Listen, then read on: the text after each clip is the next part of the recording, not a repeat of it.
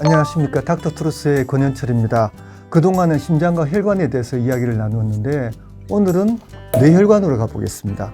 최근 이 분야도 굉장히 많은 발전을 해서 수술이나 시술이나 굉장히 안전하게 시행되고 있다고 합니다. 오늘은 뇌혈관 시술 중에서 가장 많이 시행되는 이 뇌동맥류 시술에 대해서 환자분이 아셔야 될 내용을 한 번에 정리해 보겠습니다. 오늘 도움 말씀 주시기 위해서 삼성서울병원 신경외과 연재웅 교수님 모셨습니다. 안녕하세요.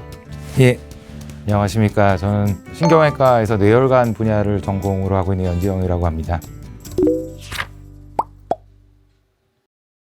뇌혈관은 저도 전문가가 아니라서 일단 중풍, 식물인간 이렇게 무서운 얘기만 이제 기억이 나는데요. 파열되는 경우에 굉장히 중증을 면치 못하는 이런 뇌동맥류, 많은 분들이 좀 궁금할 것 같은데 뇌동맥류가 뭔데 그렇게 무섭죠?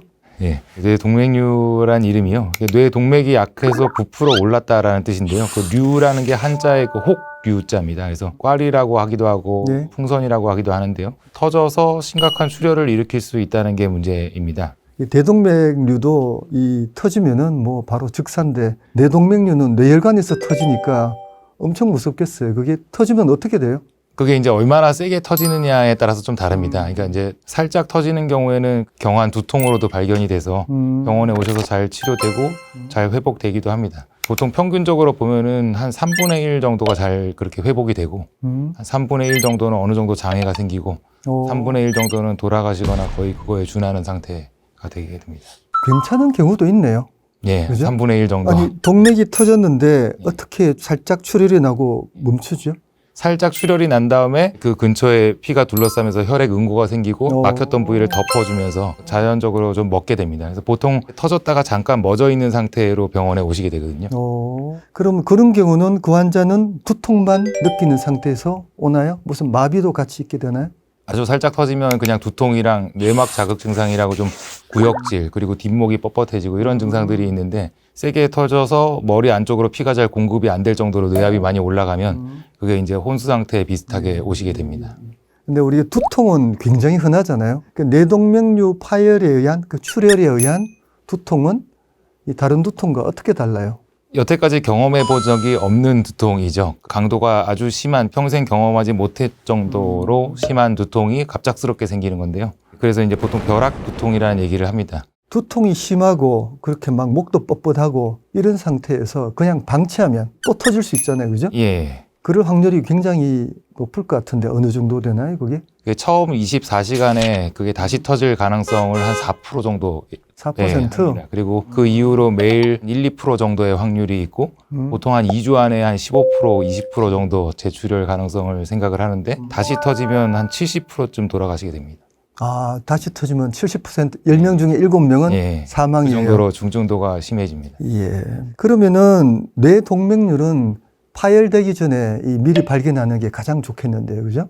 사실 조금 터지기 전에는 아무 증세가 없는 거 아니에요. 그죠? 예, 그렇습니다. 보통 어떻게 발견해서 치료하게 되나요, 그게? 대부분은 사실 만성 두통, 그러니까 경한 두통이나 어지럼증 이런 것 때문에 검사를 하다가 우연찮게 발견이 되거나 그냥 검진센터 이용해서 이제 검사를 하시다가 CT나 MRI를 이용한 뇌혈관 촬영으로 발견되는 경우가 대부분이고요. 증상이 있어서 오시는 경우들도 가끔 있습니다. 이게 되게 특징적인 증상 중에 하나가 갑자기 이제 한쪽 눈이 잘 안 떠지고 물체가 두 개로 겹쳐 보이고 또는 눈이 잘 안 보이거나 갑자기 얼굴 한쪽에 감각이 이상하다거나 이런 것들이 다 그 근처에 있는 신경들이 뇌동맥류가 갑자기 이제 커지면서 생기는 증상이거든요. 눌려서.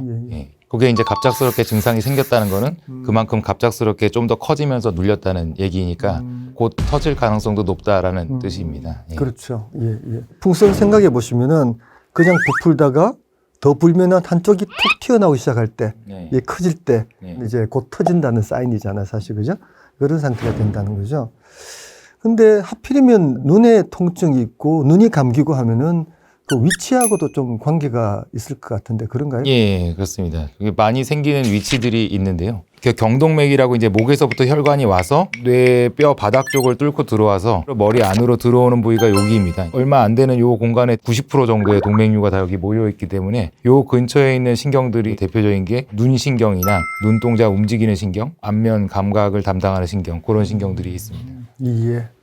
근데 뇌동맥류가 발견되면은 다 제거를 해야 되나요? 그게 사이즈가 작으면은 예. 괜찮을 수도 있지 않아요? 예, 아무래도 뭐 크기가 작으면 터질 가능성이 낮기 때문에 가만히 놔둬서 별로 위험도가 높지 않은 것들은 1년이나 2년마다 이렇게 사진 찍으면서 추적 관찰하는 경우들도 많이 있습니다. 대충 어느 정도 기준으로 그거를 결정하죠? 이제 위치에 따라서 다릅니다. 이제 위치 그리고 환자분의 나이, 왜냐하면 이제 기대 여명을 쭉 따져야 되니까요. 젊은 분들은 웬만하면 치료를 하는 쪽으로 가는 거고요. 만약 이제 70대 이후에 발견이 됐다. 그러면 좀 더 이제 치료를 신중하게 생각합니다. 시술이란 거는 우리가 흔히 말하는 코일인가요? 뭐 시술이 다양한 방법이 있어요? 대표적인 게 코일 색전술이라고 이제 그 동맥류 안에다가 그 백금으로 된 코일을 넣어서 채워서 그쪽으로 피가 안 들어가도록 차단시키는 방법인데 그게 메인 치료 방법이고 그 외에는 스텐트 종류를 이용한 치료 방법들이 또 있습니다. 시술 방법 좀 설명해 주시겠어요? 보시면 이렇게 동그랗게 생긴 게 동맥류고 가느다란 도관이죠. 카테터라 그러는데 그거를 동맥류 안에다 집어넣고 그다음에 여기 철사처럼 생긴 코일이라고 하는데 요걸로 실타래처럼 풀어서 요 안에를 다 메꿉니다. 들어가는 입구가 되게 좁고 요 위에 동맥류는 큰 형태라서 이런 거는 코일을 집어넣으면 밑으로 빠져나오지가 않거든요. 그래서 단순하게 색전술로 끝낼 수 있는 그런 방법인데 실제로는 이런 경우는 별로 없습니다. 별로 없다고요. 예, 그게 입구가 넓은 부위 병변들은 코일을 집어넣으면 이게 잘 견디지가 못해서 밑으로 빠져나오게 되고 정상 혈관이 좁아지면서 혈류가 저하될 수 있기 때문에 그러지 않도록 풍선으로 받친다든지 스텐트로 받친다든지 코일이 동글동글하게 이렇게 실타래 모양으로 만들어지기 때문에 널쩍한 병변은 그런 실타래를 여러 개 넣는다고 생각하시면 될 것 같습니다. 예. 그럼 이 코일을 그냥 뭐 뇌를 열고 넣지는 않을 거 아니에요. 그죠? 어떻게 넣죠, 그거를?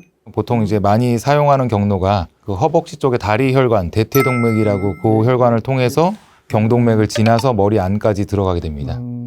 그 위치를 정확하게 조정할 수가 있나 보죠, 그거를? 계속 수차례 넣었다 뺐다 작업을 반복할 수가 있고 그래서 원하는 모양이 갖춰졌을 때 그대로 좀 놔두면 이제 혈액이 그 근처에서 응고가 되면서 어느 정도 자리가 잡히게 됩니다. 그러면은 우리나라에서 한 1년에 한 몇 명 정도 일어나죠? 그게 이제 계속 늘고 있습니다. 매년 늘고 있어서. 뇌동맥류가 굉장히 많네요. 예. 그러니까 우리나라에서 건강검진을 많이 하니까 MRI나 그런 CT나 그런 데서 발견이 많이 되나 보네요. 그죠?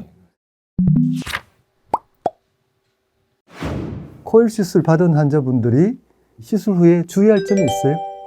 약을 써요? 이제 항상 이게 시술을 할 때는 혈관 안으로 이제 뭐가 기구가 왔다 갔다 할 때는 이물질이기 때문에 혈전이 생기고 그게 날아가서 뇌졸중을 만들 위험성이 있기 때문에 시술하기 일주일 전부터 이제 아스피린 종류의 그런 항혈소판제죠. 그거를 2가지를 드시고 오시게 하고요. 단순하게 코일 색전술로 끝나면 그 약을 치료 이후에 계속 드실 필요는 없지만 정상 혈관 안에 그런 스텐트라는 금속 이물질이 들어가는 경우에는 1년에서 1년 반 정도 약을 추가로 드시게 합니다.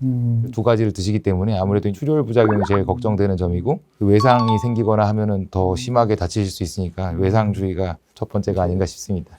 이게 뭐 저절로 빠지는 경우는 없겠죠? 예, 절대로 빠지진 않죠? 예 절대로 빠지지 네. 않습니다. 막 과격한 운동해도 되고 예, 그렇습니다. 공항 지나간다고 뭐 삐삐거리고 그런 예, 검색대 검색대에 걸리진 예, 않고 걸렸다는 얘기 아직 못 들어봤습니다. 예, 간단하게 시술이 잘 되면은 비교적 자유로운 생활을 할 수 있다. 예, 그렇게 그렇습니다. 생각할 수 있고.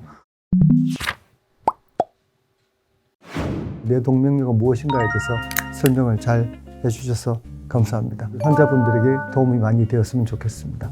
궁금하신 점이 있으면 댓글로 남겨주시고요. 내용이 좋다고 생각되시면 구독과 좋아요 부탁드립니다. 감사합니다. 이상 마치겠습니다.